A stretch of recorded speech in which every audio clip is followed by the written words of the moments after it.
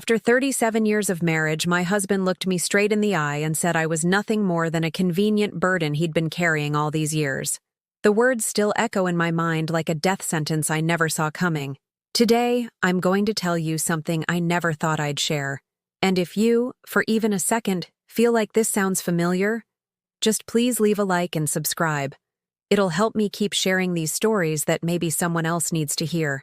My name is Margaret, and I'm 72 years old. This morning, like every morning for the past 4 decades, I woke up at 5:30 a.m. in our modest ranch house in suburban Cleveland. The same house where I raised 3 children, where I painted every room twice, where I planted the rose garden that still blooms outside our bedroom window. The house that should feel like home, but lately feels more like a museum of memories that apparently only I treasure. I shuffled to the kitchen in my worn terry cloth slippers, the blue ones with the hole near the big toe that I keep meaning to replace but never do because, honestly, who's going to see them? The linoleum floor was cold beneath my feet, and I could hear the familiar creaking of the house settling, the same sounds that have been my morning symphony for 37 years.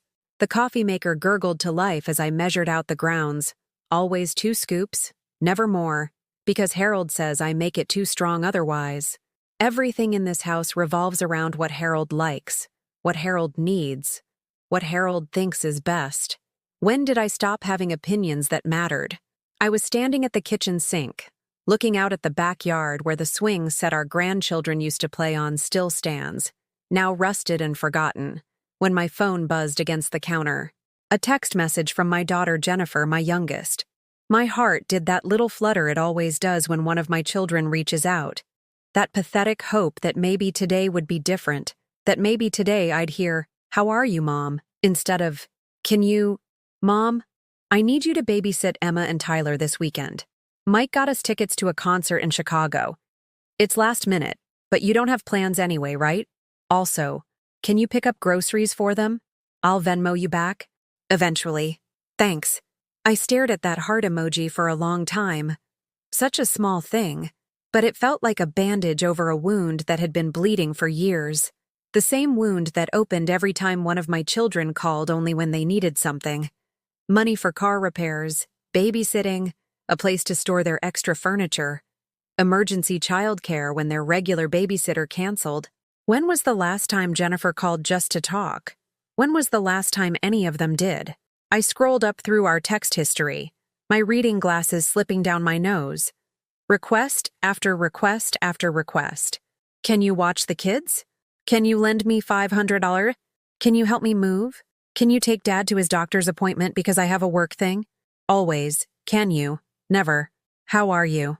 The coffee finished brewing, and I poured myself a cup in the mug that says, "World's Greatest Mom." A Mother's Day gift from 10 years ago, back when the kids still remembered Mother's Day before noon. The irony wasn't lost on me as I held it with both hands, trying to warm fingers that always seemed cold lately, no matter the weather. Harold was still asleep upstairs. He'd retired 3 years ago from the accounting firm where he'd worked for 40 years, and now his days were filled with golf, morning news programs, and long naps in his recliner. Meanwhile, I was still cooking his meals, doing his laundry, managing his medications, and somehow I'd become busier in retirement than I'd ever been working part-time at the library. I opened the kitchen drawer where I keep all the family photos, the ones that used to hang on the refrigerator before Harold decided they made the kitchen look cluttered. There's Jennifer in her wedding dress, me right beside her, both of us crying happy tears. There's my son Michael graduating from college, the education I helped pay for by working double shifts at the grocery store for 2 years. There's my oldest, Sarah, holding her first baby, my first grandchild, and I'm the one supporting her in the hospital bed because she was so tired she could barely hold him. In every photo, I'm there, supporting, loving, giving, always giving. But when was the last time someone gave something back to me? When was the last time someone took care of me when I was sick, or called to check if I needed anything, or remembered that I might want something just for myself? I closed the drawer and finished my coffee, the bitterness matching the taste in my mouth that had nothing to do with the beans. Outside, Mrs. Patterson from next door was already working in her garden, deadheading the flowers in the plot her late husband had planted for her 50 years ago. She'd been widowed for 5 years now, but somehow she seemed lighter, happier than I felt in my intact marriage. The thought hit me like a slap. I envied a widow. What did that say about my life? About the choices I'd made? About the woman I'd become? Or perhaps the woman I'd allowed myself to disappear into? Harold's footsteps on the stairs interrupted my spiral of thoughts. Heavy, deliberate steps that announced his presence before he entered any room. 50 years of marriage. And those footsteps had never quickened with excitement to see me. They were just utilitarian. The sound of a man moving through his house, expecting his routine to be ready and waiting. "Coffee ready?" he asked, not looking at me as he shuffled past in his ratty bathrobe and slippers. "No." "Good morning." "No." "How did you sleep?" Just an assumption that I'd been up preparing his day while he slept peacefully. "Yes, dear," I heard myself say. The words automatic after decades of practice. I poured his coffee, black, no sugar, in the blue mug that was somehow designated as his, though I couldn't remember making that decision. He settled into his chair at the kitchen table with his coffee and his iPad, immediately absorbed in whatever news or sports scores commanded his attention. The newspaper lay folded beside his plate. The physical paper he insisted we still needed despite having every news source available digitally. Another small expense I managed without complaint. Another preference of his that had become household law. "Jennifer needs us to babysit this weekend," I said, settling into my own chair with the toast I'd made for both of us. Wheat for me, white for him, butter on his, dry on mine, because my doctor said I needed to watch my cholesterol. Everything in this house was divided by his needs and mine, and somehow his always took precedence. "Can't," he said without looking up. Tea time with Bob Saturday morning and Sunday's the playoff game. Just like that. Can't. Not, "Let me see if I can reschedule." Not, "Maybe we could work something out." Not even "Sorry, but I have plans." Just can't. As if his leisure activities were immutable laws of nature while my time was infinitely flexible. "I'll handle it," I said, and I heard the resignation in my own voice. The same tone I'd been using for years whenever another request came in. Another expectation was placed on my shoulders. Another piece of my independence was quietly surrendered. "Good," he said, still not looking up. "You're better with the kids anyway." Better with the kids. The phrase echoed in my head as I sat there, watching my husband scroll through his tablet while eating the toast I'd made him. Better with the kids. As if caring for our family was some kind of natural talent I possessed, rather than a role I'd been pushed into, year after year, sacrifice after sacrifice. I thought about all those years when the children were small. Harold traveling for work, chasing promotions and bigger paychecks while I held everything together at home. I was the one who stayed up all night with fevered babies, measuring out medicine by lamplight while he slept undisturbed in the guest room. Because someone needed to be functional for work in the morning. I was the one who learned to change brake pads on our old Honda because we couldn't afford both a mechanic and the school supplies the kids needed. I was the one who turned our basement into a makeshift daycare during summer breaks, watching not just our 3 children, but also the neighbors' kids. Earning $40 a week that went straight into the family pot while Harold's salary went into his retirement account. "For our future," he'd always said. But whose future exactly? The future where I'd spent my golden years babysitting grandchildren while he played golf. I remembered the year Sarah turned 16 and wanted to go to prom. The dress she'd fallen in love with cost $200, a fortune for us back then. Harold had shaken his head, muttering about teaching kids the value of money and fiscal responsibility. But I'd seen the look in Sarah's eyes, the quiet devastation she tried to hide behind a shrug and an, "It's okay, Mom." So I'd taken a job at the mall, working nights at a jewelry store after spending my days with the younger kids. For 3 months, I'd worked until 11 p.m., come home to help with homework and pack lunches for the next day, caught a few hours of sleep and started over. All so Sarah could have one perfect night, one moment where she felt beautiful and special and worthy of nice things. The photo from that prom still lived in my memory like a masterpiece. Sarah glowing in that blue dress, her father's arm around her shoulders as he walked her to her date's car. Harold had taken full credit for making it happen, had basked in the glow of being the generous father who'd splurged on his daughter's happiness. He'd never mentioned my 3 months of night shifts, never acknowledged where the money had actually come from. That was the pattern, wasn't it? I'd sacrifice, scrape, and struggle to make something possible, and Harold would present it to the world as his gift, his provision, his love. When Michael needed money for college, I'd sold my grandmother's ring, the only piece of jewelry I owned that had any real value, passed down through 3 generations of women who'd probably made similar sacrifices for their families. Harold had presented the tuition check to our son with pride, talking about the importance of education and investing in the future. Michael had hugged his father and thanked him for believing in him. The ring money? That had been quietly absorbed into the household accounts, its source never mentioned. Jennifer's wedding had been the same story. I'd planned every detail, from addressing invitations by hand to making centerpieces at our kitchen table, working late into the night for months. I'd negotiated with vendors, compared prices on everything from flowers to photography, stretched our budget until every dollar screamed. Harold had written the final checks and given the father of the bride speech about how proud he was to provide his daughter with a beautiful wedding. The thank you notes had all been addressed to him. Sitting in my kitchen now, watching Harold scroll through sports scores while eating the breakfast I'd prepared, I felt a familiar ache in my chest. How many times had I convinced myself that this was what love looked like? That sacrifice was its own reward? That somehow, someday, all this giving would come back to me in the form of appreciation, recognition, maybe even simple acknowledgement? "Harold," I said quietly, and he grunted without looking up. "Do you remember when Jennifer was born?" "Course I do," he said, still focused on his screen. "August 15th, 1985. Beautiful baby. Do you remember the delivery?" "Yeah, you did great. Tough as nails." But did he remember that he'd missed it? That he'd been at a client dinner he'd deemed too important to reschedule? Arriving at the hospital 3 hours after our daughter entered the world? Did he remember that I'd labored for 18 hours alone, holding the nurse's hand during the worst contractions because there was no one else there? Did he remember that when he finally arrived, smelling like wine and cologne, he'd immediately started making phone calls to share the good news with everyone, taking credit for getting through it, and accepting congratulations on his beautiful baby girl? "You held her first," I said, testing him. "Natural thing to do," he replied. Father meeting his daughter. He didn't remember.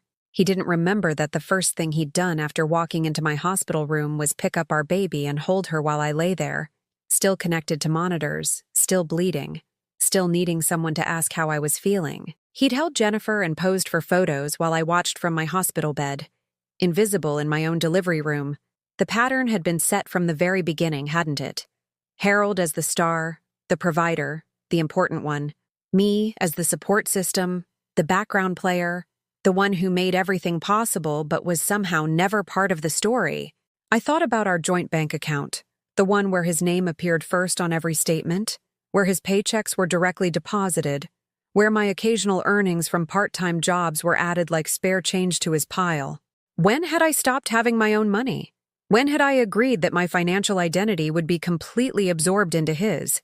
When the kids were teenagers and Harold got that big promotion, moving us from our small starter home to this larger house in a better neighborhood, everyone had congratulated him on his success. Our families had celebrated his achievement, his ability to provide better for his family. But no one had acknowledged that I'd been the one to pack every box, organize the move, enroll the kids in new schools, find new doctors and dentists, research neighborhoods and school districts. I'd been the one to leave behind the community I'd built, the friends I'd made, the life I'd established. Harold had gotten a promotion. I'd gotten uprooted. "I'm going to run to the hardware store," Harold announced, finally looking up from his tablet. "Need anything?" I almost laughed. When was the last time he'd asked if I needed anything? When was the last time he'd thought to pick something up for me without being asked? When was the last time he'd noticed that I might have wants or needs that existed independent of household maintenance? "No, I'm fine," I said automatically, the same response I'd been giving for years. Fine. Such a small word that had become my entire identity. Margaret's fine. She doesn't need anything. She can handle it herself. She's always fine. As he gathered his keys and wallet, I found myself studying his face, looking for any trace of the young man I'd fallen in love with 50 years ago. Where was the boy who'd written me letters during his army deployment, who'd promised to love and cherish me, who'd seemed to see me as the most important person in his world? When had I become just another household convenience, like the coffee maker or the washing machine? Reliable, useful, expected to function without maintenance or appreciation, noticed only when something went wrong? Harold kissed my forehead on his way out, a quick, absent gesture that felt more like checking an item off a list than an expression of affection. The front door closed behind him with a solid thunk, and suddenly the house felt enormous and quiet around me. I sat alone in my kitchen, surrounded by the remnants of the morning routine we'd performed thousands of times before. His empty coffee cup on the table, crumbs from his toast scattered across his placemat, evidence of his presence and his needs, as always, while my own existence seemed to leave no trace at all. Was I used? The question formed itself in my mind with startling clarity. After all these years of giving, sacrificing, supporting, serving, was I nothing more than a convenient resource for my family to extract from whenever they needed something? The thought should have been shocking, but instead it felt like finally naming something I'd known for a long time, but had been too afraid to acknowledge. Like finally admitting that a chronic pain wasn't normal, that suffering in silence wasn't noble, that maybe, just maybe, I deserved more than being perpetually fine. The silence in the house after Harold left felt different that morning. Not peaceful, heavy, like the air before a thunderstorm, thick with electricity and the promise of something breaking. I found myself moving through my usual routines, loading the dishwasher, wiping down counters, starting a load of laundry. But my mind kept circling back to that question. Was I used? As I folded Harold's shirts, I thought about my birthday 3 weeks ago, 72 years old, and I'd woken up to nothing. No card on my nightstand, no flowers, no acknowledgement that this day was different from any other. Harold had shuffled into the kitchen as usual, asked if the coffee was ready, and settled into his routine without a word. Around noon, he'd looked up from his newspaper and said, "Oh, isn't today something? Your birthday?" When I'd nodded, he'd patted my hand absently and said, "We should do something nice. Maybe order takeout tonight instead of cooking." Takeout. For my 72nd birthday. Because cooking my own birthday dinner would have been too much trouble for him. The kids had called, of course. Quick, obligatory conversations. "Happy birthday, Mom. Sorry it's been crazy here. Love you." Click. No time for real conversation. No questions about how I was feeling or what I might want for my birthday. Just the social requirement checked off their lists. But Harold's sister Ruth? Her birthday had been last month, and he'd insisted we drive 2 hours to her house for a party. He'd bought her an expensive necklace, had spent weeks planning what to get her. He'd made a speech at her dinner about how important she was to the family, how much he valued her presence in his life. The contrast wasn't lost on me. I thought about last Christmas, when Harold had handed me my gift, a new vacuum cleaner. "The old one's been acting up," he'd said proudly, as if replacing a broken appliance was some kind of romantic gesture. "This one has better suction, for Christmas." Meanwhile, I'd spent weeks finding the perfect vintage pocket watch for his collection, something he'd mentioned wanting months earlier. I'd searched antique stores, compared prices online, saved money from my small household allowance. When he'd opened it, his eyes had lit up with genuine pleasure. He'd shown it to everyone who visited, talked about its craftsmanship, its history. The vacuum cleaner had gone straight to the utility closet.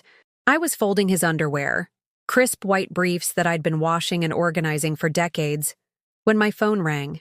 Jennifer again. "Mom, I forgot to mention, Emma has a soccer game Saturday morning, so you'll need to have her there by 9.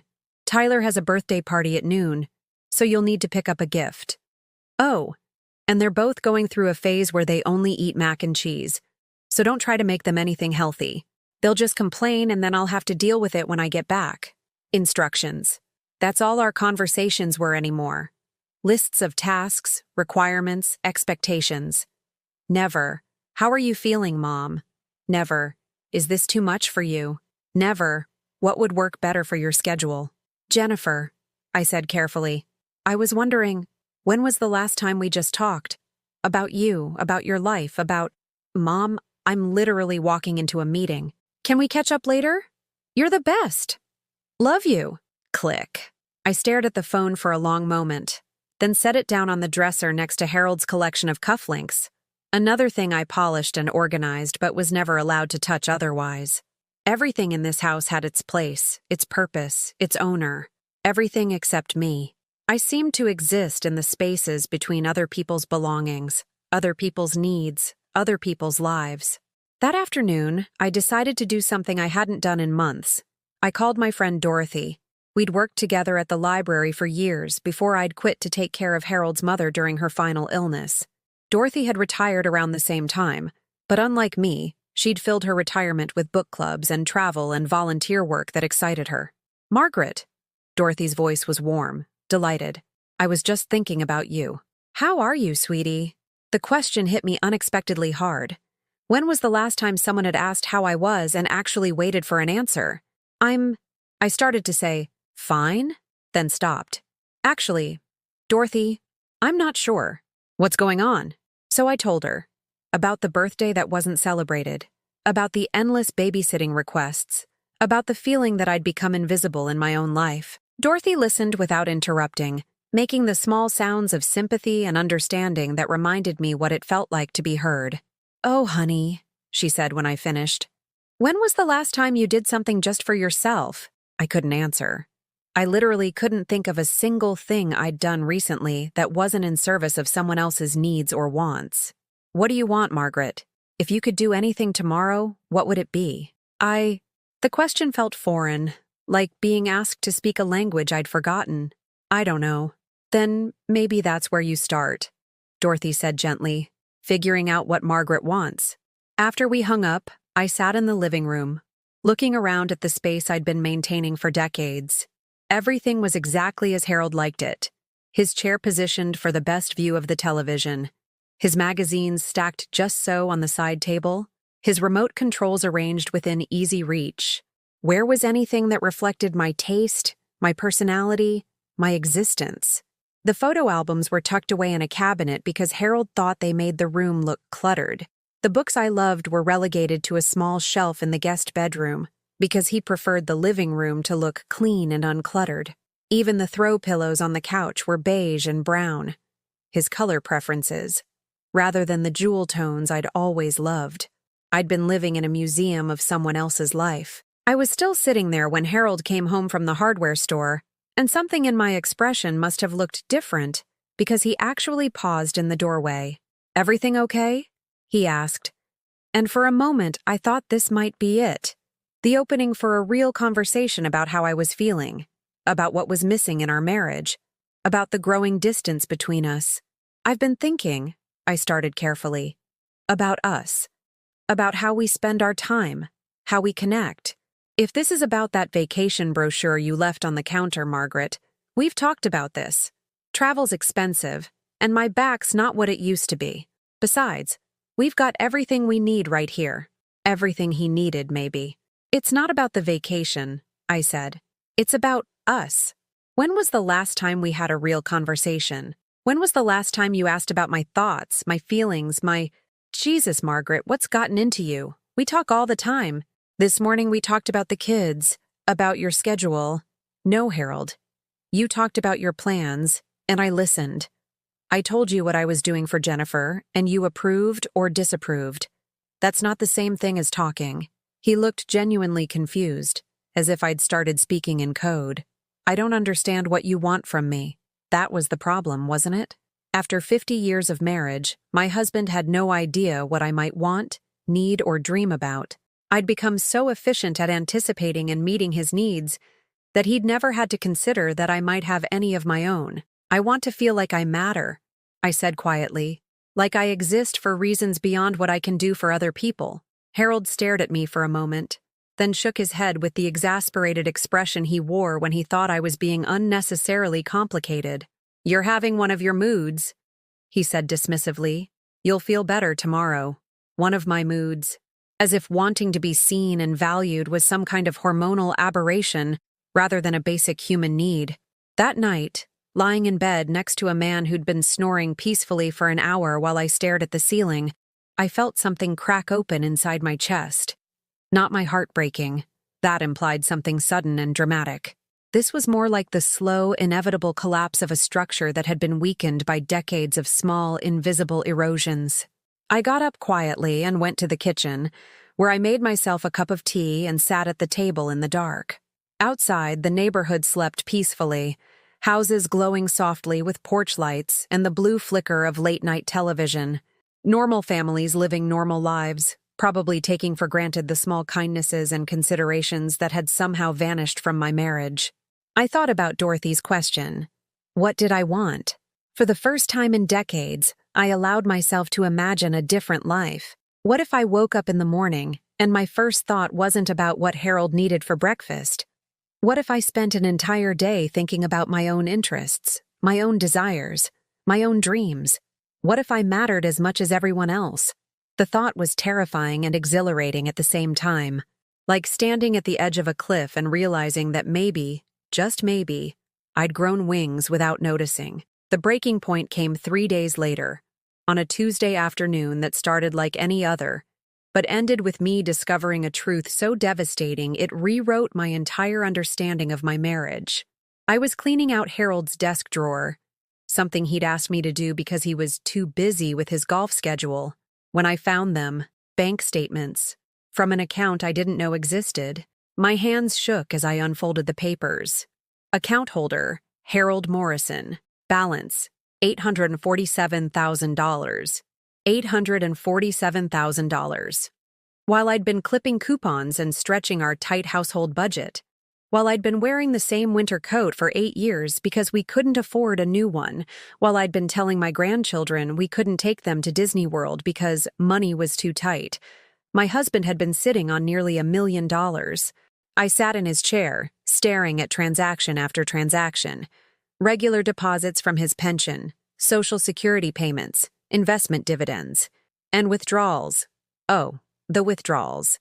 Golf club memberships I didn't know about, expensive dinners at restaurants I'd never seen, a $15,000 purchase from a jewelry store last month. When he told me we couldn't afford to fix the leaking roof and I'd been catching dripping water in pots and pans for 3 weeks. My chest felt tight, like someone was squeezing my ribs. I kept reading, each line item a fresh betrayal. Payments to R. Mitchell every month for 2 years. $500 each time. Who was R. Mitchell? What was Harold paying for that he couldn't tell his wife about? I heard his car in the driveway and quickly folded the statements, slipping them into my sweater pocket. My heart was pounding so hard I could hear it in my ears. "Margaret!" Harold called out as he came through the door. "Did you get that drawer organized? I need my tax papers." I walked into the living room, feeling like I was moving underwater. Everything looked the same, but the world had fundamentally shifted. The man standing in front of me, hanging up his golf jacket and checking his phone, was a stranger. "Harold," I said, my voice sounding foreign to my own ears. "We need to talk." "Can it wait? Bob's picking me up in 20 minutes for dinner at the country club." The country club? The one he'd told me we couldn't afford to join. "No," I said, and something in my tone made him look up from his phone. "It can't wait." I pulled out the bank statements and set them on the coffee table between us. Harold's face went pale, then flushed red. "Margaret, you had no right to—" "No right?" The words came out louder than I'd intended. No right to know about my husband's secret bank account? No right to know that while I've been rationing groceries and wearing clothes with holes in them, you've been hiding a fortune? It's not what you think. What is it then, Harold? Explain to me what $847,000 looks like when it's not what I think." He sat down heavily, his hands clasped in front of him. For a moment, he looked like the old man he was, 75 years old and caught in a lie that had been years in the making. "I was protecting us," he said finally, "making sure we'd be secure." "Secure?" I laughed, but there was no humor in it. "I've been buying generic cereal and turning the heat down to 68 degrees to save money. I've been telling our grandchildren we can't afford to take them places they want to go. I've been living like a pauper while you've been—" "What?" "Protecting us from having money. You don't understand finances, Margaret. You never have. If you knew about the money, you'd want to spend it on frivolous things. Frivolous things? Like a roof that doesn't leak? Like a winter coat that isn't held together with safety pins? Like taking our grandchildren somewhere special before they're too old to want to go with us? Harold's phone buzzed with a text, and he glanced at it automatically. Even now, in the middle of the biggest fight of our marriage, he was more interested in his social plans than in my devastation. Who is R. Mitchell? I asked quietly. His face went even paler. What? R. Mitchell. You've been paying them $500 a month for 2 years. Who are they? Harold's mouth opened and closed like a fish. That's my golf instructor. $500 a month for golf lessons? For 2 years? That's $12,000, Harold. Golf is important for business networking. Business? You're retired. The absurdity of it all crashed over me. This man I'd devoted my life to, this person I'd sacrificed everything for, had been lying to me about money while I'd been depriving myself of basic necessities. Not just lying, actively deceiving me, making me feel guilty for every small purchase while he lived a secret life of leisure and abundance. How long? I asked. How long have you been hiding money from me? Margaret, you're being dramatic. How long? I shouted, and Harold actually flinched. Since I started working, we've always kept separate accounts. Separate? Harold, I don't have any accounts. My name isn't on anything. I've been completely dependent on the allowance you give me while you've been living like a rich man. Harold's phone buzzed again. Another text from Bob, probably wondering where he was. I have to go, Harold said, standing up. Bob's waiting. I stared at him. You're leaving? Right now? In the middle of this conversation? We can talk about this later, Margaret. You're upset. You're not thinking clearly. I'm thinking more clearly than I have in 50 years. But he was already grabbing his jacket, his keys, his wallet from the secret life I'd never been allowed to see. Harold, I said as he reached the door, if you walk out that door right now, something between us is going to break that can't be fixed. He paused with his hand on the doorknob. For a moment, I thought he might stay, might choose our marriage over his dinner plans and his secret life. Then he opened the door. I'll be back around 10, he said without looking at me. We'll talk then. The door closed behind him with a soft click, and I stood alone in my living room, surrounded by 50 years of marriage that had apparently been built on lies.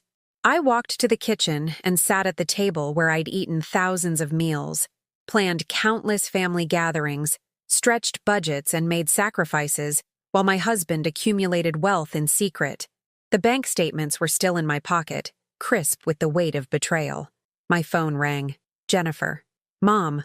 I was thinking about our conversation and I wanted to. Mom? Are you crying? Oh, honey, I whispered. And then the words poured out.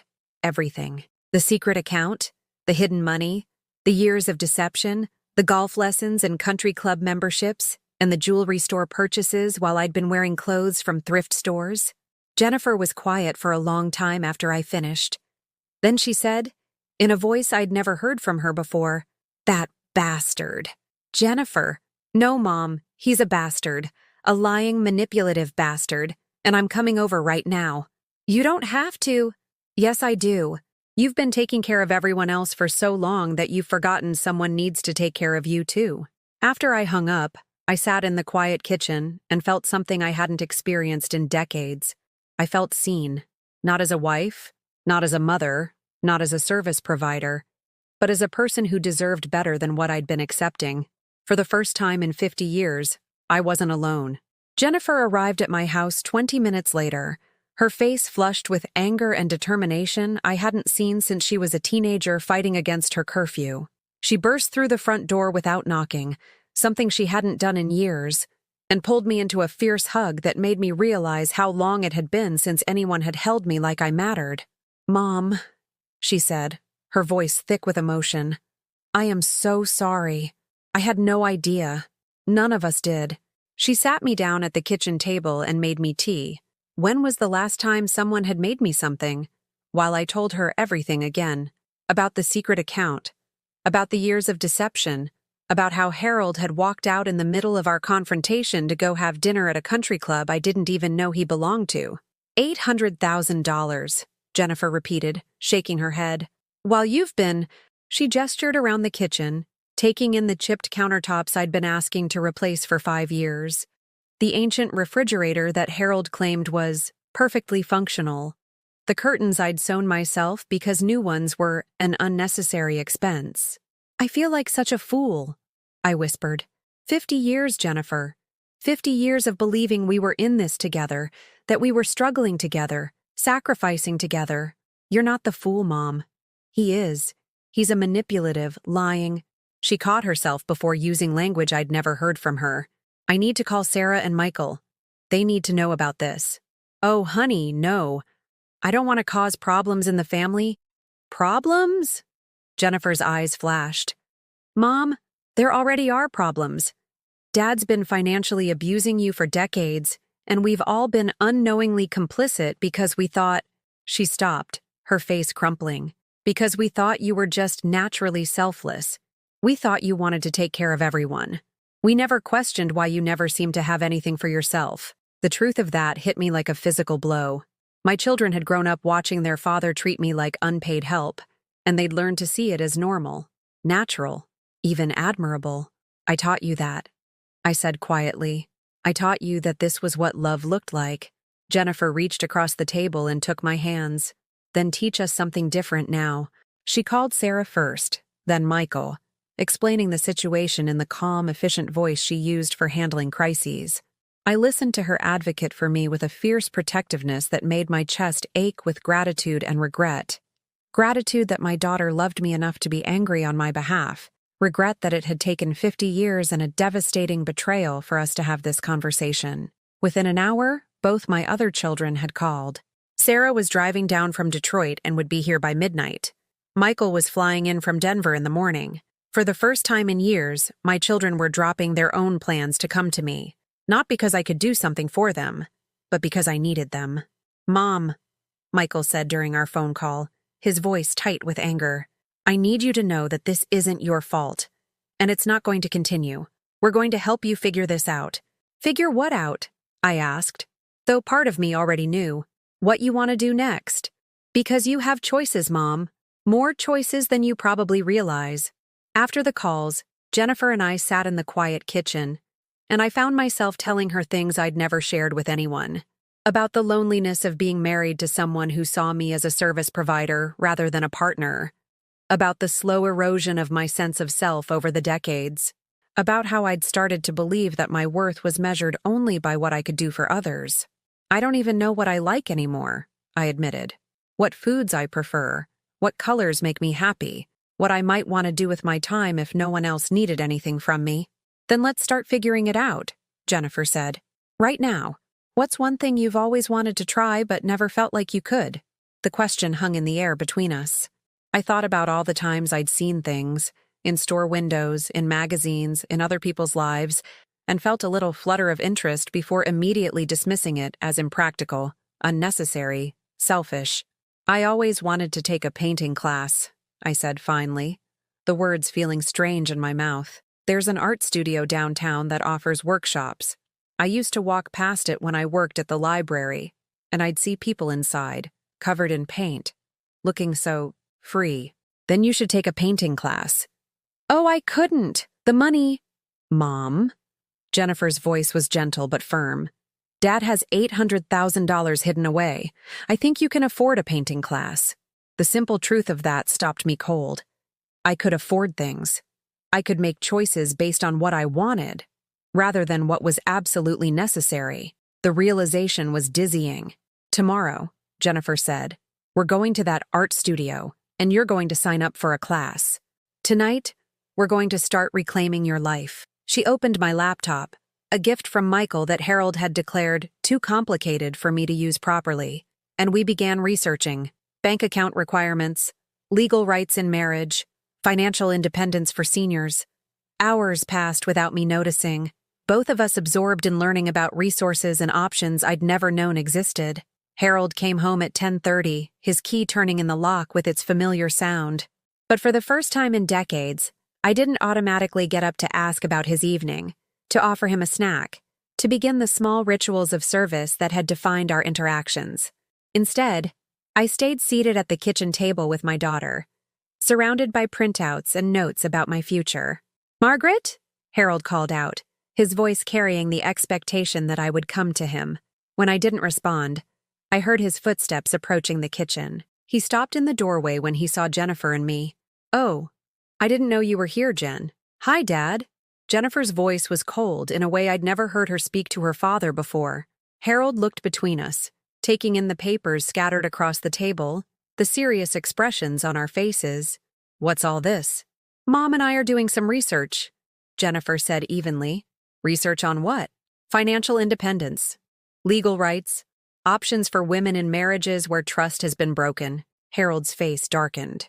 "Jennifer, this is between your mother and me. It's not appropriate for you to get involved in our private matters." "Private matters?"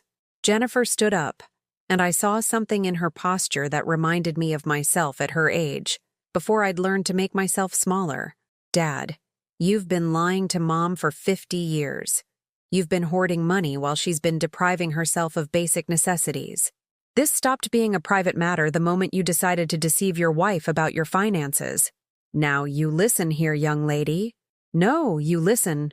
Jennifer's voice was steady, but I could hear the fury underneath. "I'm 37 years old, and I just spent the evening watching my mother cry over bank statements that prove her husband has been financially abusing her for decades. I'm not a child you can dismiss, and she's not your employee you can manipulate."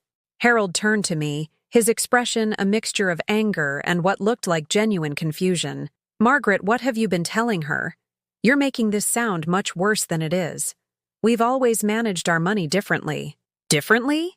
I stood up slowly, feeling steadier than I had in years. "Harold, you have nearly $1 million in an account I didn't know existed. While I've been buying generic food and mending clothes with holes in them, you've been spending thousands on golf lessons and country club memberships. That money is for our future." "Whose future?"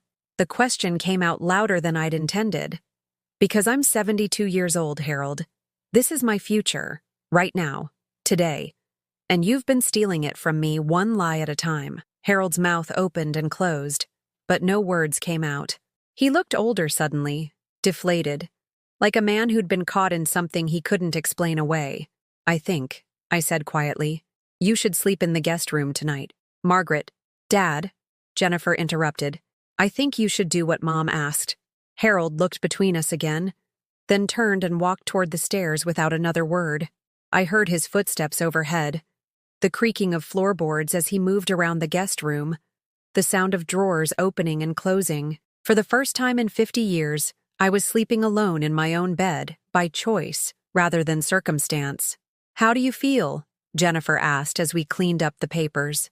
I thought about it, taking inventory of the emotions swirling through me. Fear, certainly. Anger. Sadness for the years I'd lost. But underneath all of that, something else. "Free," I said, surprising myself. Terrified, but free. That night, lying in my bed without Harold snoring beside me, I stared at the ceiling and thought about the woman I used to be. Before marriage, before children, before I'd learned to disappear into everyone else's needs. I'd been a person with opinions, preferences, dreams. I'd been Margaret, not just Mom or Honey or the woman who took care of things. Maybe it wasn't too late to be her again. I reached over and turned on the bedside lamp, then opened the drawer where I'd hidden a notebook years ago. It was still there, covered in dust, its pages blank except for the first entry I'd made and then abandoned. Things I want to do someday. I picked up a pen and started writing. Take a painting class. Travel somewhere I've never been.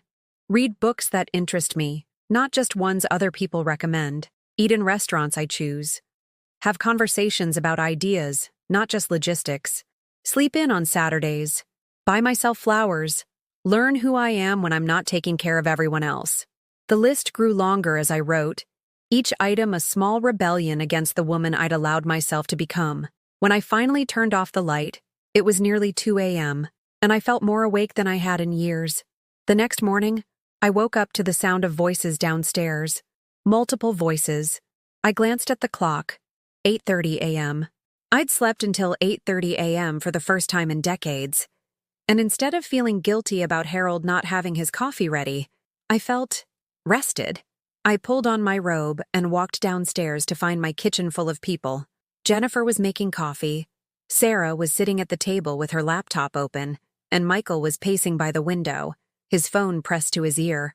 They all looked up when I entered, and I saw something in their faces I'd never seen before, protective fury on my behalf. "Morning, Mom," Sarah said, standing to hug me. "How did you sleep?"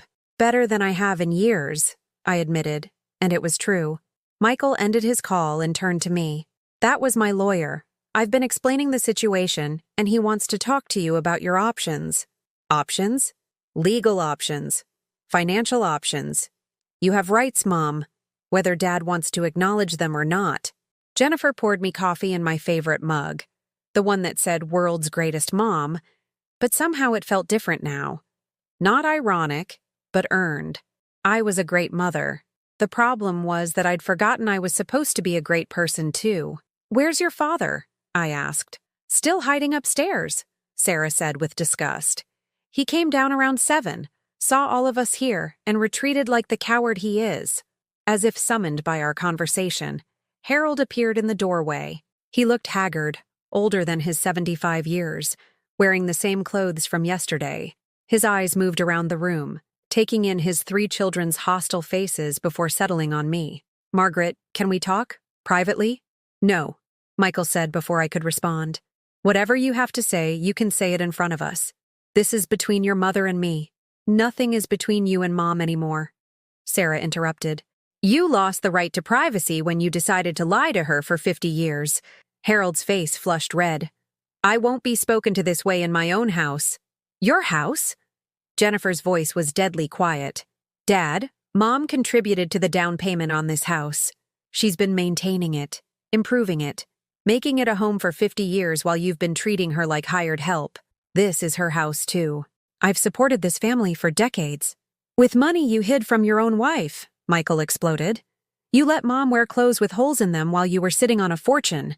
You let her feel guilty about buying groceries while you were playing golf at a country club."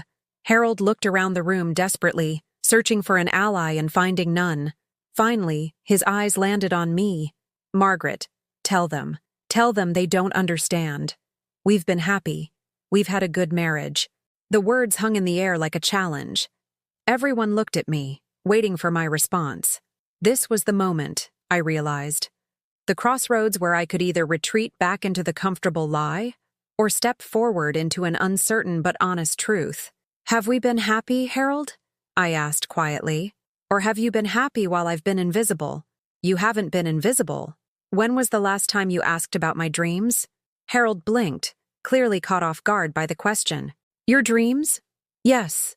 My hopes, my interests, my thoughts about anything that wasn't related to your comfort or our children's needs. When was the last time you were curious about me as a person rather than as a service provider?" Harold's mouth opened and closed, but no words came out. "I'll tell you when," I continued, my voice growing stronger. "Never. In 50 years of marriage, you have never once asked me what I wanted from life beyond the opportunity to serve you and raise your children. That's not... I mean, you seemed happy." "I seemed convenient. There's a difference." Sarah opened her laptop and turned it toward Harold. "Dad, do you want to know what Mom did yesterday evening while you were at your secret country club?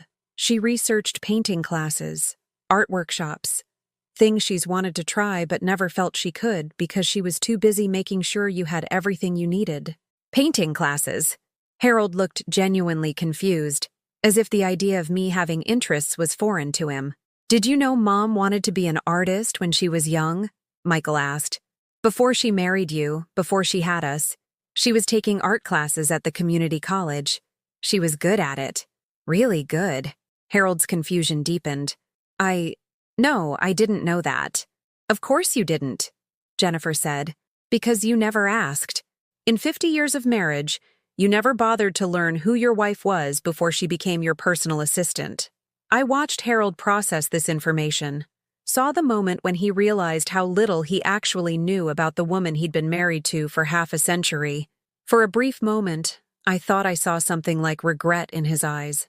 Then he straightened up, his familiar defensive posture returning.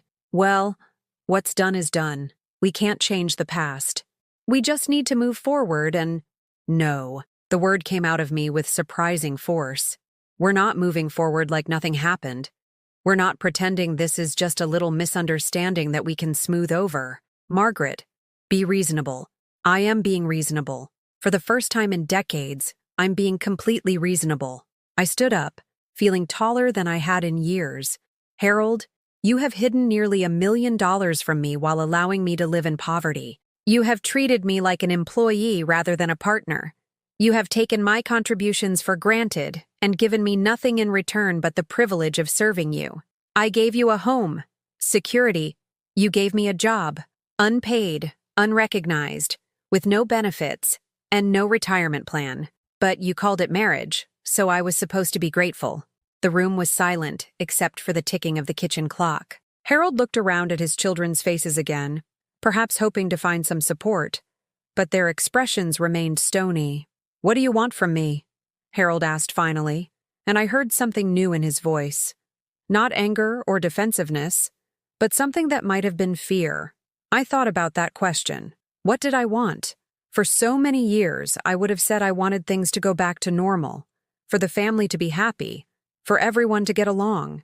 But now I realized that normal had been the problem all along. I want respect, I said. I want partnership.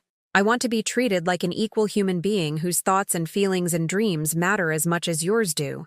Of course they matter. Then prove it. I walked to the kitchen drawer and pulled out the bank statements he'd tried to hide. I want my name on every account. I want access to every penny of our money. Because, Harold, it is our money. I earned it just as much as you did, even if my contributions were invisible. Harold's face went pale. Margaret, you don't understand how investments work. How to manage, then teach me. Or better yet, we'll learn together. But I will never again be financially dependent on someone who has proven he can't be trusted. And if I refuse? The question hung in the air like a threat, but I found I wasn't afraid of it. If anything, I felt liberated by its clarity. Then I'll see a lawyer, I said simply. I'll find out exactly what my rights are in this marriage and in this state. I'll discover what I'm entitled to after 50 years of unpaid labor, and I'll make decisions based on what's best for me, not what's convenient for you. Harold's face cycled through several emotions: anger, fear, confusion, and something that might have been loss. Margaret, you can't be serious. After all these years, after everything we've built together, what have we built together, Harold? Because from where I'm standing, it looks like you built a comfortable life for yourself while I provided free labor to maintain it. I never meant… He stopped, perhaps realizing that his intentions mattered less than his actions. Michael pulled out a business card and placed it on the table. This is my lawyer's number, Mom. He specializes in family law and financial planning for seniors. He's expecting your call. Harold stared at the card like it was a snake. You're all against me. My own family, turning on me when I've sacrificed everything. Sacrificed everything? Sarah's voice was incredulous. Dad, you've been living like a king while Mom has been your unpaid servant. The only person who's sacrificed everything in this family is her. I picked up the lawyer's business card and slipped it into my pocket. The weight of it felt like possibility, like doors opening instead of closing. Harold, I said, my voice calm but final. I'm going to give you a choice. We can figure out how to build a real marriage, one based on equality and respect and partnership. Or we can figure out how to end this one with dignity. But what we're not going to do is continue pretending that the last 50 years were acceptable. Margaret, please. I love you. The words I'd waited decades to hear, and now they felt too little, too late. Not because I didn't believe he meant them, but because I'd finally learned the difference between love and ownership. Then love me enough to let me be free, I said. Love me enough to see me as a person instead of a possession. Love me enough to want my happiness, even if it's inconvenient for you. Harold sank into a chair, suddenly looking every one of his 75 years. I don't know how. For the first time since this all began, I felt something like pity for him. He'd built his entire identity around being the provider, the decision-maker, the important one. The idea of sharing that role, of seeing his wife as an equal, was genuinely foreign to him. But his inability to change wasn't my responsibility to fix anymore. Then learn, I said gently but firmly. Or don't. But Harold, the choice is yours. What isn't a choice anymore is me continuing to live like I don't matter. I looked around the room at my 3 children, all of them watching me with expressions of pride and love and fierce protectiveness. For the first time in years, I felt like I was exactly where I belonged. Not as someone's mother or wife or caretaker, but as Margaret. Just Margaret. And that was enough. 3 weeks later, I stood in front of an easel for the first time in 52 years, holding a paintbrush like it was a magic wand that might transform me back into the person I used to be. The art studio smelled of turpentine and possibility, and the late afternoon sunlight streaming through the tall windows made everything look golden and full of promise. "Don't think too much about it," said Elena the instructor, a woman about my age whose silver hair was streaked with purple and whose paint-stained apron told the story of a life lived in color. "Just let your hand move. Let yourself remember. Remember." As if painting was something my body had stored away, waiting for the right moment to resurface. I dipped my brush in blue, not the careful, practical blue I would have chosen 3 weeks ago, but a deep, electric blue that seemed to vibrate with life, and made my first mark on the canvas. The stroke felt like coming home. Around me, a dozen other women of various ages were lost in their own creative worlds. There was Susan, a retired teacher who painted delicate watercolor flowers. Maria, a grandmother who specialized in bold, abstract pieces that looked like emotions given form. Janet, recently divorced, who seemed to pour her newfound freedom into landscapes that blazed with color and movement. We were all reclaiming something, I realized. Pieces of ourselves that had been buried under years of other people's expectations. "That's beautiful, Margaret," said Dorothy, who had insisted on enrolling in the class with me. "Look how confident that stroke is." I stepped back and looked at what I'd created. Just a single brushstroke, really. But something about it felt decisive, purposeful, like the mark of someone who knew she had the right to take up space on the canvas. The past 3 weeks had been a whirlwind of change that still left me breathless when I thought about it. Harold had moved out. Not permanently, he insisted, but temporarily while we figured things out. He was staying with his brother Robert, whose wife had taken one look at Harold's duffel bag and given him a lecture about treating women with respect that had, according to Robert, left Harold speechless. "About time someone put him in his place," Robert had told me during a phone call. "I've been watching him treat you like hired help for years, wondering when you'd finally get fed up with it." The house felt different without Harold's presence. Quieter, yes, but also lighter somehow. I'd rearranged the furniture, putting my reading chair by the window where the morning light was best. I'd hung the family photos back up in the kitchen. I'd bought flowers for the dining room table, bright yellow tulips that made me smile every time I walked past them. Small changes, but they felt revolutionary. The biggest change had been the bank account. Michael's lawyer had moved quickly, and within a week I had my own checking account with my name, just my name, on the checks. Harold had transferred $50,000 into it, calling it a good faith gesture, while my lawyer called it a start. $50,000. More money than I'd ever had control over in my entire life. The first thing I'd done was buy groceries without looking at prices. The second thing was to purchase a new winter coat, a beautiful burgundy wool coat that made me feel elegant and visible. The third thing was to sign up for this painting class. "Margaret," Elena said, appearing beside my easel, "you have a natural eye for color. Have you painted before?" "A long time ago," I said. "Before I was married." "Ah," Elena nodded as if that explained everything. "Well, your hands remember, even if your mind thinks it's forgotten. Trust your instincts." As I worked, adding layers of color to what was becoming a seascape, I found myself thinking about the conversation I'd had with Harold 2 days ago. He'd called, asking if he could come over to talk. When I'd said yes, he'd arrived looking smaller somehow, wearing a wrinkled shirt and an expression of confusion that made him seem vulnerable in a way I'd never seen before. "Margaret," he'd said, sitting across from me at the kitchen table where we'd shared thousands of meals, "I don't understand what's happening to us. What's happening, I'd said gently, is that I'm becoming a person instead of just a function. But you've always been a person. Have I? When was the last time you asked my opinion about something that didn't involve household management? When was the last time you were interested in my thoughts about a book I was reading? Or a news story that caught my attention? Or a dream I had? Harold had stared at me for a long moment. I guess I thought you were happy taking care of things. Taking care of me. I was happy taking care of you when I thought it was mutual. When I thought we were taking care of each other. But Harold, in 50 years of marriage, when have you ever taken care of me? I provided for you. You provided money. That's not the same thing as caring for someone.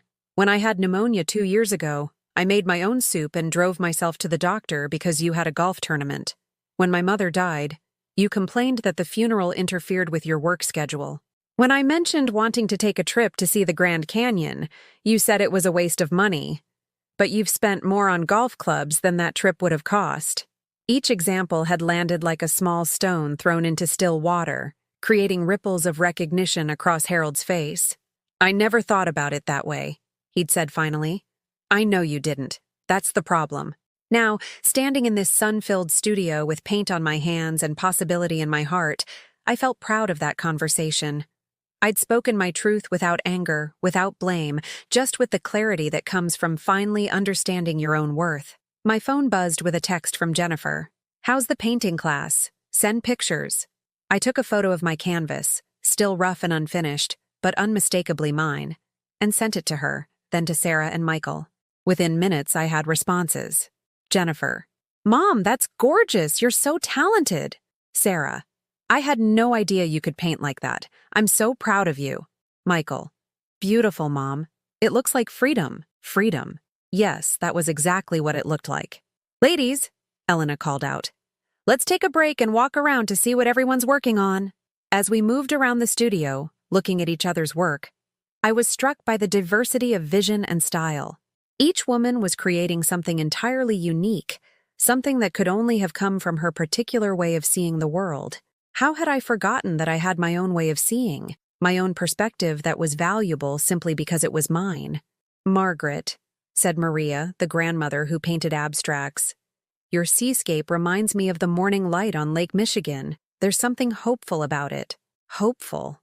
Yes, I could see that now. The blues and greens and hints of yellow weren't just colors. They were emotions, dreams, possibilities. They were the visual representation of a woman who was remembering that her life wasn't over, that at 72 she could still learn new things, create new beauty, become new versions of herself. After class, Dorothy and I went to the coffee shop next door, our hands still slightly stained with paint, our conversation flowing with the easy intimacy of old friends who were rediscovering each other. You look different, Dorothy said, studying my face over her latte. Younger somehow. Or maybe just more yourself. I feel more myself, I admitted. Like I'm waking up from a very long dream where I forgot who I was. Harold called Robert's house 3 times yesterday, Dorothy said. According to my neighbor Sarah, who's married to Robert's son. Apparently he's not adjusting well to bachelor life. I found that I felt sorry for Harold, but not responsible for him. There was a difference between compassion and obligation, I was learning. I could wish him well without sacrificing my own well-being to ensure his comfort. He'll figure it out, I said. He's a smart man. He just needs to learn that his happiness isn't my job anymore. And what is your job now? I thought about that question as I drove home through neighborhoods I was seeing with new eyes. What was my job now? For so many years, my purpose had been defined by other people's needs. Wife, mother, caretaker, supporter. But what did Margaret want to be? When I got home, I found a package on my front porch. Inside was a set of professional quality paintbrushes and a note from Sarah.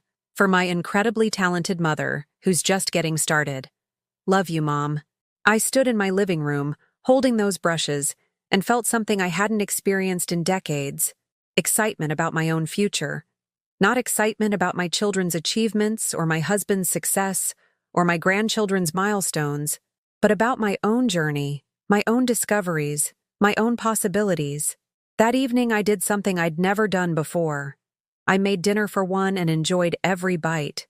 Not the hurried, functional eating of someone fueling up to take care of others, but the slow, mindful pleasure of someone who was taking care of herself. I used the good china. Why had I been saving it?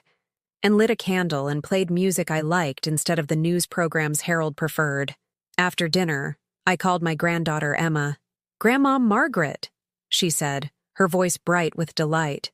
"Mommy showed me your painting. It's so pretty." "Thank you, sweetheart." "Emma, I want to ask you something. What do you want to be when you grow up?" "I want to be lots of things. A teacher and a doctor and maybe a dancer and definitely someone who helps animals." "That sounds wonderful." "And Emma, I want you to remember that you can be all of those things, or none of them, or something completely different. The most important thing is that you get to choose." "I know, Grandma. Mommy tells me that too now."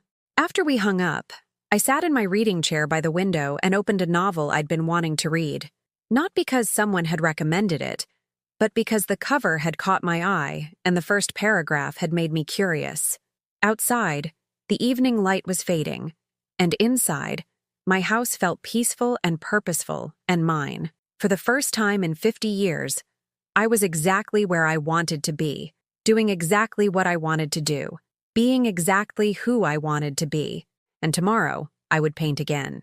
6 months later, I stood in the community center's main hall, surrounded by easels displaying 24 paintings that told the story of my rebirth. The local art association was hosting its annual showcase, and for the first time in my life, I was one of the featured artists.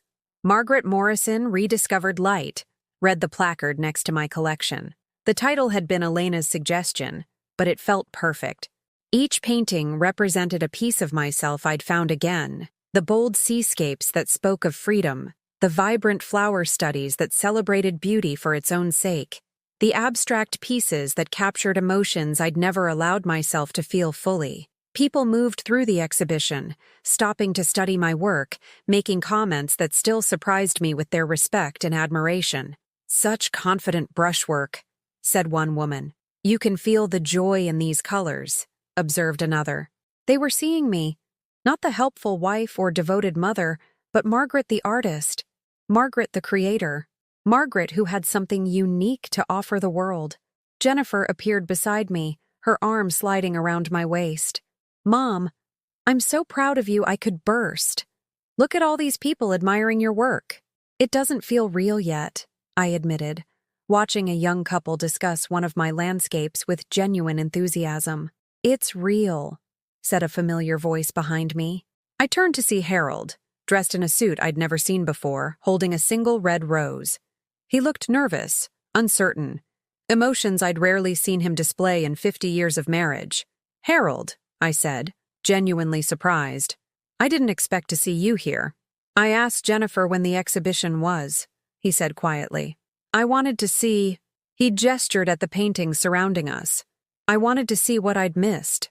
Jennifer squeezed my hand and moved away, giving us space but staying close enough to intervene if needed. My daughter had become fiercely protective of me in these past months, something that would have worried me before, but now felt like love in its truest form. Harold and I walked slowly along the display, him studying each painting with an intensity that surprised me.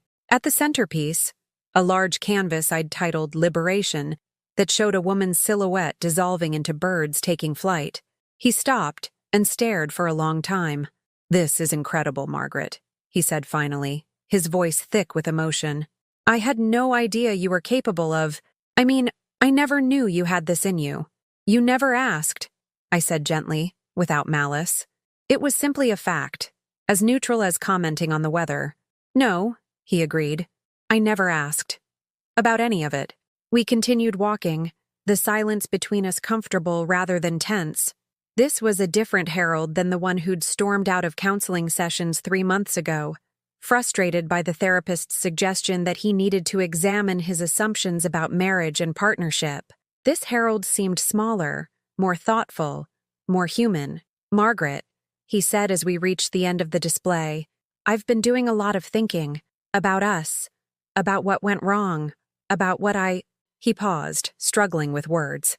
"Dr. Peterson says I've been treating you like an appliance rather than a person. I didn't understand what she meant at first.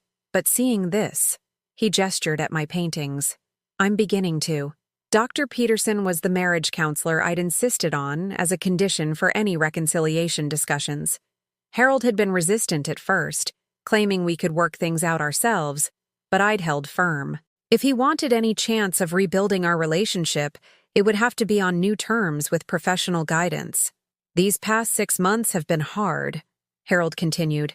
Living with Robert, cooking my own meals, doing my own laundry. I keep reaching for my phone to call you when I can't find something or when I need to remember an appointment. And then I realize, he stopped, shaking his head. I realize I trained myself to depend on you for everything, and I never gave you anything in return except the privilege of serving me. The honesty in his voice was new. Gone was the defensive, entitled man who'd insisted that hiding money was protecting our future. In his place stood someone who seemed genuinely bewildered by his own behavior, horrified by the patterns he was finally seeing clearly. Harold, I said carefully, what are you saying? I'm saying I'd like to try again. If you'll have me, but differently this time. As equals. As partners. I want to learn how to ask about your dreams instead of assuming you don't have any. I want to learn how to support your interests instead of dismissing them. I want to learn how to love you instead of just using you. The words I'd waited 50 years to hear, but they felt different now. Not like a salvation or a rescue, but like an offer, an invitation to consider, rather than a gift I should be grateful to receive. And if I say no, I asked, if I decide I'm happier on my own? Harold's face crumpled slightly, but he nodded. Then I'll respect that choice. I'll still want to be in your life somehow if you'll let me. But Margaret, I finally understand that your happiness doesn't depend on making me happy. It never should have. Before I could respond, a teenage boy approached us, looking shy but determined. Excuse me, are you the artist? I wanted to tell you that your painting over there, the one with the sunrise, it reminds me of my grandmother. She died last year, but she used to say that every morning was a chance to start over. I smiled at him, touched by his earnestness.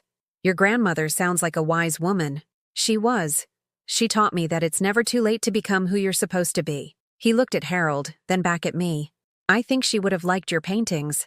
After he walked away, Harold and I stood in comfortable silence for a moment. Every morning is a chance to start over, Harold repeated quietly. Maybe that applies to marriages too. Maybe, I said.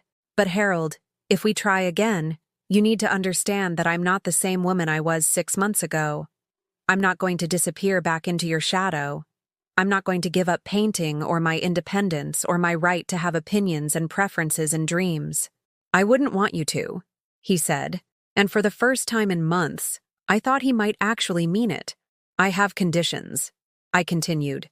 Real counseling, not just a few sessions to appease me. Complete financial transparency, our money, managed together. And Harold, I need you to understand that my forgiveness doesn't mean forgetting. Trust has to be rebuilt, not just assumed. I understand, he said. And Margaret? I bought something. He reached into his jacket pocket and pulled out a small wrapped box. It's not an engagement ring or a promise ring or anything presumptuous like that. It's something I should have given you years ago. I unwrapped the box to find a simple silver bracelet engraved with words that made my eyes fill with tears. Margaret Morrison, artist. You're not just my wife, Harold said quietly. You're not just the kid's mother.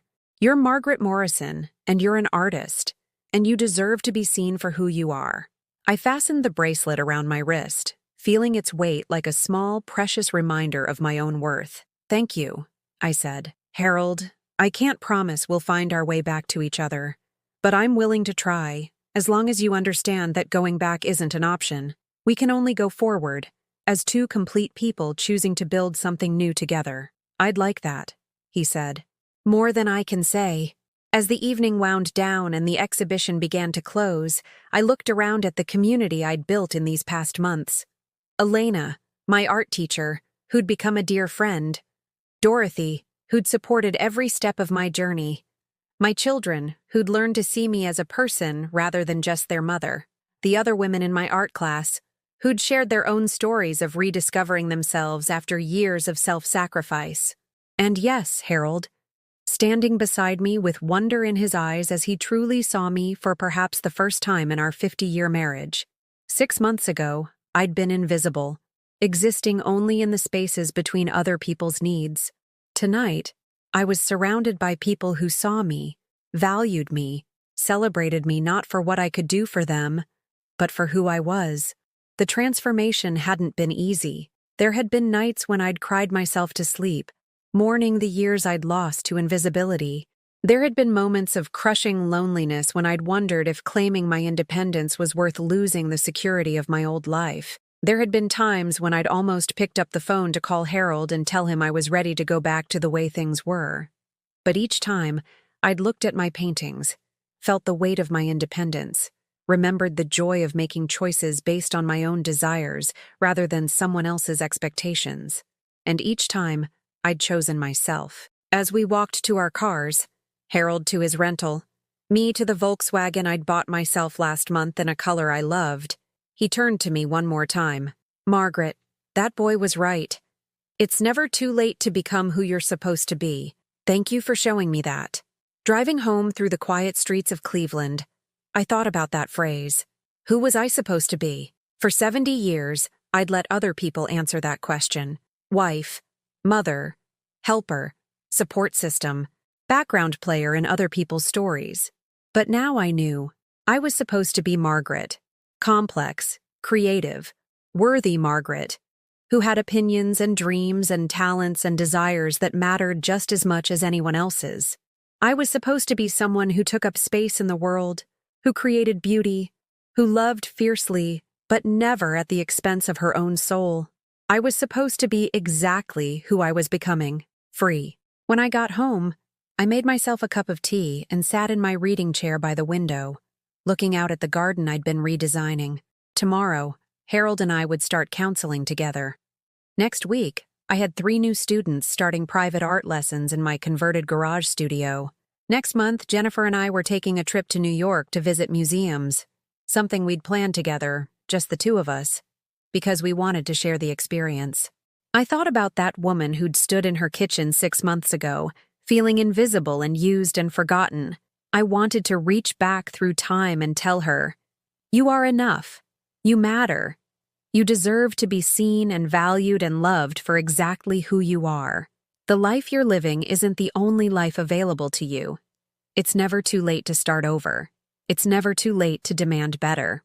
It's never too late to remember that you are the author of your own story, and you get to decide how it ends." Have you ever felt invisible in your own life? Have you ever looked around and wondered when you stopped mattering to the people who claim to love you? Tell me in the comments below. Your story matters, and you deserve to be heard.